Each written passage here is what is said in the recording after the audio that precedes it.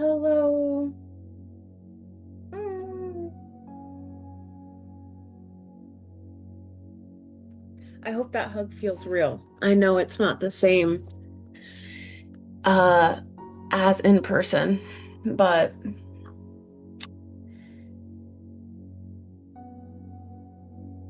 you witnessing me and being a part of my journey and choosing to be in my sphere, in my space, in my world, it means a lot to me because I've spent some of my journey feeling really alone. And that's just a really hard experience to have as a human being. And I would really hate to think that there's humans out there that feel alone. And so even if you're not in my physical space, I hug you. Thanks for being here. Let's chat. I'm bored. I want to talk about stuff. I want to share and express and play. So, and today is Monday. So this is my Nata Soul vlog, but it's Monday. Um, because I just didn't feel like doing it yesterday. I got up to a lot of other stuff yesterday, and this wasn't one of them. But I really cherish creating this space for myself.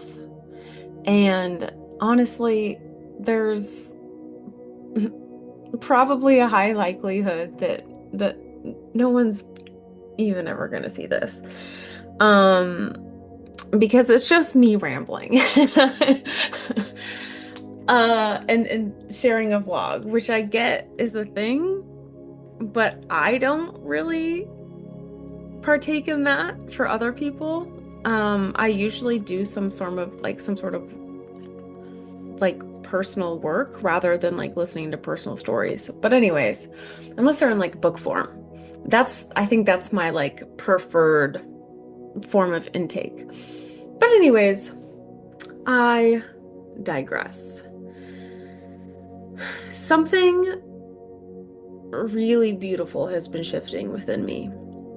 I've been talking about how I've been going through my own rebirth and how that is literally the foundation of the work that I do. I call myself a spiritual midwife, and it's this rebirth of identity, this rebirth of a different or more expanded state of consciousness.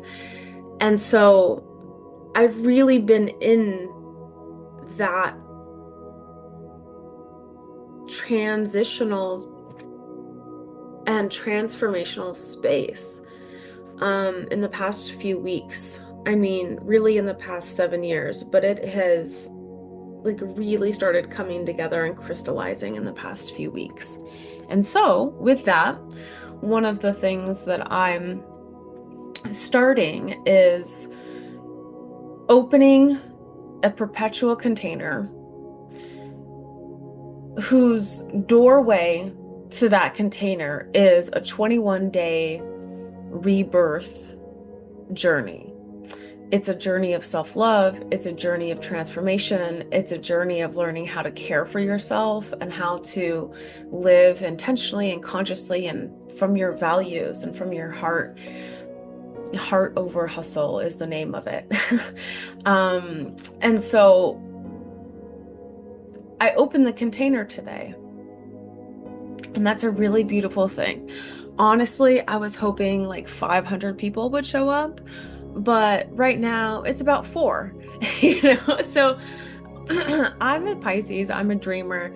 I'm probably somewhat like imbalanced in my optimism and ambition and dreams. So it's like it's up there. But anyways,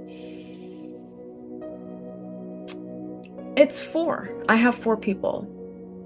And the amount of appreciation for just those four people, I say like just those, right? As in using the relativity of 500, right? Not in the sense that just four is like insignificant or not meaningful, because it absolutely is. Just one person is.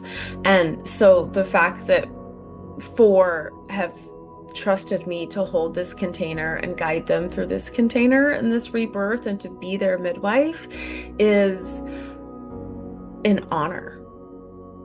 It feels like it could be 100 or 1,000 or the whole world. So it was really interesting.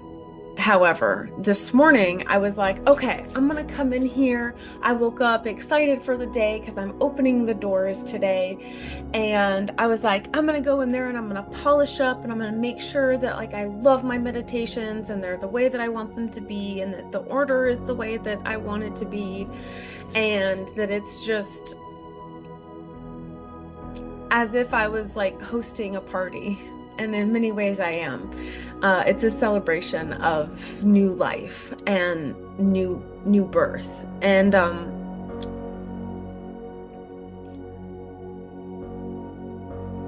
I was just excited to polish it off. But someone had reached out and said that something wasn't working. So I went to check it out. And I found out that it wasn't working. So it's hosted on Kajabi. And so like all of these things are set up on the back end to where when they purchase the product, like it just flows seamlessly. Like there's a welcome, they, begin here. It's a button that takes them into an online platform and yada, yada, yada. But it wasn't clickable. Like it just said coming soon. So there was no action they could take. They couldn't even view the welcome thing. So like they're just like, oh, okay, great. I got this and it doesn't work. Right? Want as a business owner. Like that's not your product needs to function. And so I'm like, okay, now I have to do some like administrative techie stuff, which is just not my jam. Lord bless technology people and people that are great with computers and know how to do this stuff, because I can do the basics, but I am definitely on the end of the spectrum of being like an 80 or 90-year-old woman with technology. I'm just like, anyways. So thank you, technology people.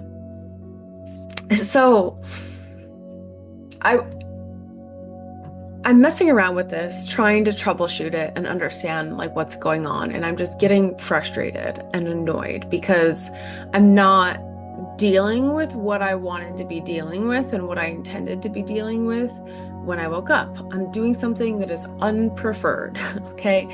And for me, it's easy to just get frustrated and annoyed with that, especially if there's not a direct, like known solution right away. And so I start getting frustrated, and after messing around with an hour, like for like an hour and not being able to figure out, I'm like, okay, I'm just frustrated. I'm gonna go sit down and just take a beat and just vent about my frustration. And I did, and I made a video and I sent it to my partner, because he is lovely at just holding space for me to just be a human in all the ways that I need to be a human in any given moment. And as I was doing that, like, I just let myself feel the emotion for the duration of the video, which was like 4 to 5 minutes. And afterwards, I was like, all right, I'm just going to step away from this. I'm going to go get some breakfast. I'm going to nourish myself. I'm going to sip my coffee because I have the amazing blessings to be able to do that. And I'm just going to enjoy it and trust that whatever this is here for a reason. And like there's something beautiful that can be born from this. And so that was just kind of the thought I went downstairs with. And so as I was downstairs, I started playing this game of Remember When, which is what my teacher, Amoya Shante, I think is her name. I'll add her down below. But check her out. She's got amazing work. Um, she said she plays the game Remember When. So when something doesn't go how you want it to, like my course platform not functioning, um, you're thinking about there being an issue in your reality. And if you stay there, you're kind of perpetuating that issue because you're telling the story that there's an issue. So instead, the Remember When game is when you remember it going differently and you just start saying, remember when it actually worked out and it basically just took care of itself just as quickly and easily as it broke itself or like whatever. Like, remember when it just took care of itself? Remember when this wasn't an issue? Remember that when this worked out like for my highest good and it was fine and everything was fine and everything is fine. And so I did that. And I also tapped into a book that I'm reading that for me feels very resonant and very high frequency. And it like just like kind of elevates me as I read it. So I also tuned into that so that I could not get sucked into the spiral of negativity, of frustration and annoyance and irritation. And I had the thought, like after that, so first of all, like I just noticed myself settle a little bit, right? Like just be able to take a deeper breath and just kind of settle and say, okay, I know there's a solution to this, and so I'm just going to be patient and settle and rest and relax and know that the solution will come forward. It will fix itself. It's handled. It's already done. And so I got the idea, well, the if the sequencing is not working in Kajabi, I can just send them what's in Kajabi manually by email. Again, I have 4 people in this community. And so had it been 500, that really would have been difficult to do, right? Because I mean, I think that there's like I could have sent an email to like everyone who had purchased it, but some people would have been missed. And anyways, I think it just probably would have caused a much larger freak out, right? And so the fact that it was only 4, I was like, this is fine. I can just reach out to these humans and just share what I'm moving through. And so when I finished breakfast, I came upstairs and I just started writing what I was experiencing and what I was moving through. And I took the heart of what this journey is about, the principles and the tenets within this journey, this 21-day journey of heart over hustle, and I applied them in real time because today is the beginning of opening the doors to this body of work. And so part of being a facilitator and part of being in integrity with that work is living that work and being the living example of that work and being the living example of Christ consciousness in body. And that's like what it is to be a lighthouse and be a space holder, to me anyways. And so here I am, face to face, life be life in. My technology is not working on the day that I open up this like literally I'm opening my heart. I'm opening the doors to my heart, to my whole beingness, to my whole body of work, to what feels like my life's work.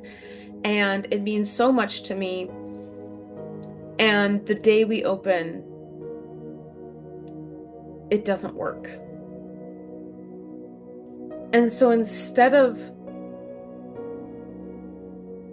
freaking out, yes, I got frustrated. Yes, I got annoyed. Yes, I was irritated. Yes, I maybe even cried a little bit. But I didn't give up. And I didn't throw the towel in. And I didn't just say, hey, I'm so sorry, this hasn't worked out. I'll give you a refund if you want a refund. Um, I don't know when it's going to be resolved, so whatever. Like, and I could have just taken that kind of like, I don't know, like self-defeated kind of approach that I have many times before. Like many times before, I haven't been able to like handle something like this. Like it would have shut me down and I would have been like I would have used it as evidence that I wasn't ready or didn't have the capacity or whatever story I was telling in my head at that time. And instead, I just lived the work that I'm teaching.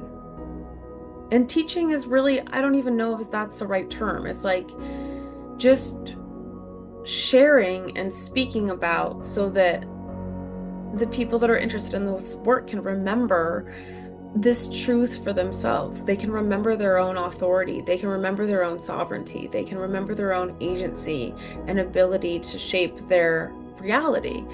And that's just like a divine birthright that everyone should have access to understanding how that works and how they work. Anyways, where was I going with that? I'm gonna take a drink, sip of tea. Nope, not still quite warm. Okay. Whew. So I decided to live the work and to trust. And then I took action on that. And then it turned into this beautiful 2-page email that said, this is where the rubber meets the road. This is where when life throws a wrench in your plans, when it doesn't go the way that you intended, the way that you preferred, the way that you expected, that doesn't have to mean that you're doomed or that you're a failure or that you're a mess up or a screw up or a loser. It doesn't have to mean that it's like, it doesn't have to mean something that doesn't serve you. It can be something that empowers you. It can be something that you take that and say, maybe I'm not sure why this happened. Maybe, and this is one of the things that came through is the maybe principle. Like maybe what's here in the present moment is working out for me. And then there's something that I can take from this that even if I don't see the full picture, even if I don't have the hindsight, I can trust that it will work out. And it's just a matter of time. And I just get to like come along for the ride to see how it unfolds. But it doesn't have to unfold negatively. It can unfold really beautifully. And that is a skill and a power. Because that means that you become unconditional in terms of being reactive to, what you're experiencing in the present moment. And rather than letting what you see be what you believe and what you feel and dictate how you feel, rather than reacting to your environment and your circumstance and to other people, you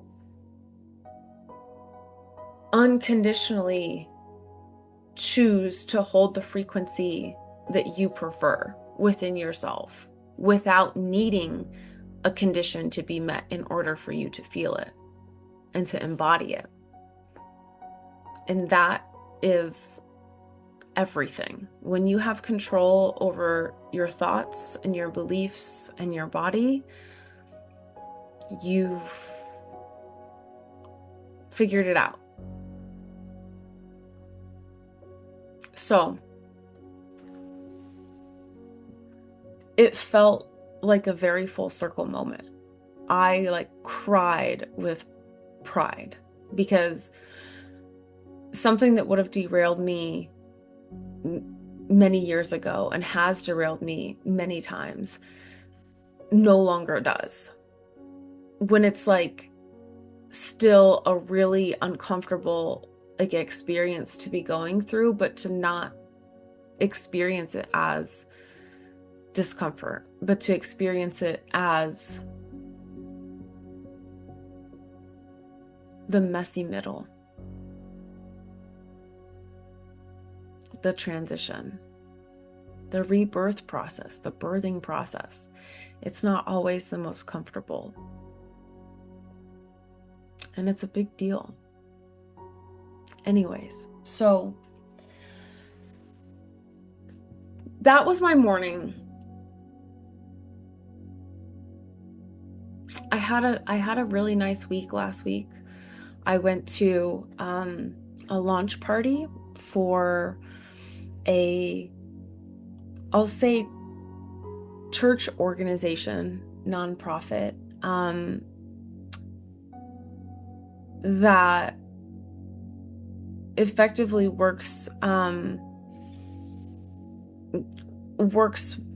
with plant medicine as a healer. And so it's a really beautiful organization with really beautiful heart-centered people. And I got to go to their launch party and it was amazing. And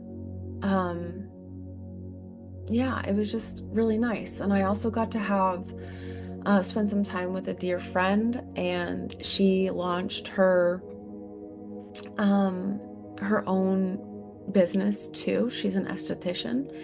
And so we kind of nerded out about that and celebrated that for her.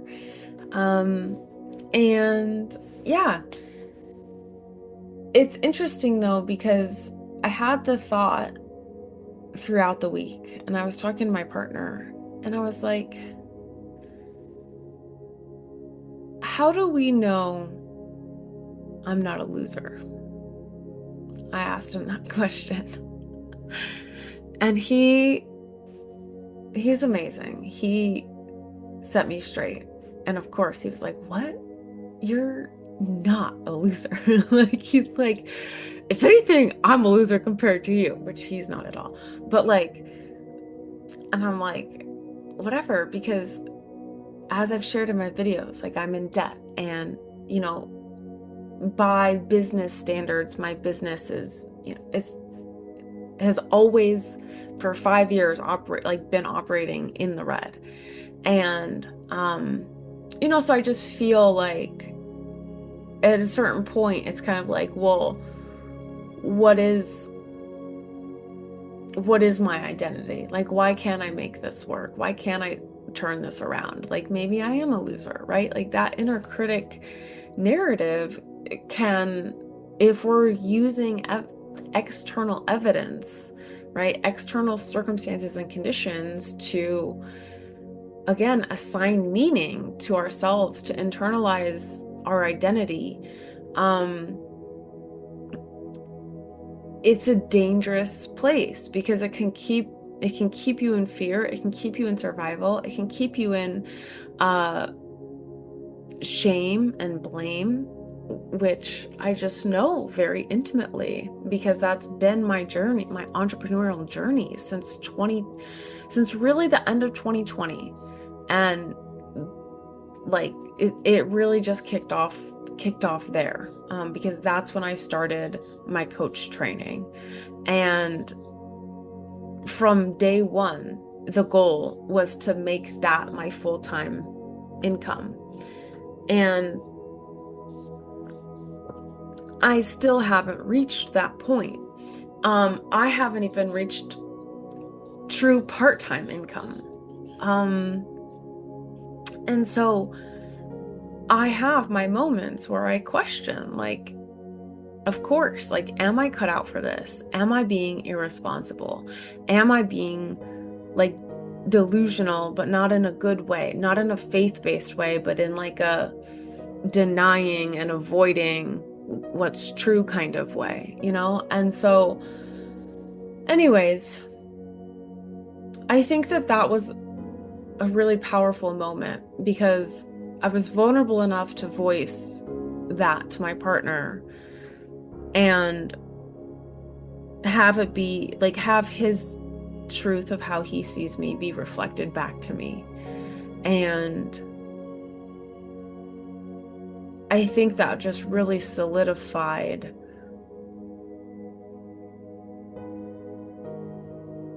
that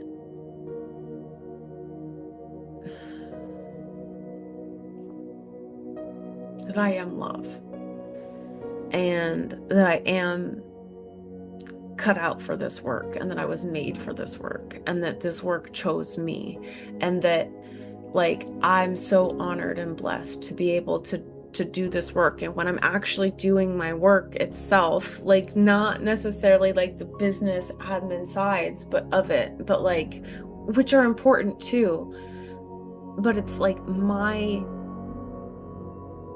like essence, my heart is in people. It's in connecting with people. And when I remember that and when I focus on that fuels me more than it fuels me, and it helps anchor me into not getting caught up in all the things that aren't going to plan.